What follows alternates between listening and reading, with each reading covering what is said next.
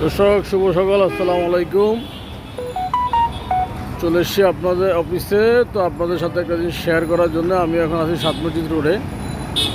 আজকে গতকাল থেকে আমি দেখতেছি আমাদের কোমলমতি স্টুডেন্টরা কি সুন্দরভাবে ট্রাফিক ব্যবস্থা করতেছে।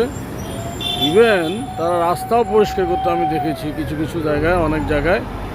আজকে সকালে অফিসে আসার সময় তাদেরকে দেখলাম, ঠিক ট্রাফিক পুলিশ যখন ডিউটিতে আসে তার আগে তারা ডিউটিতে চলে এসছে।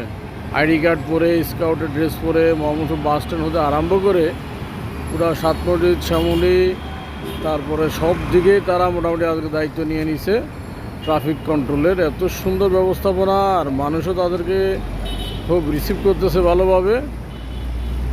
দোয়া করবেন, পথঘাটে চলার সময় ওদেরকে সঙ্গ দিবেন, ওদের সাথে যাতে কেউ খারাপ ব্যবহার না করে সেদিকে খেয়াল রাখবেন। আল্লাহ হাফেজ, আসসালামু আলাইকুম।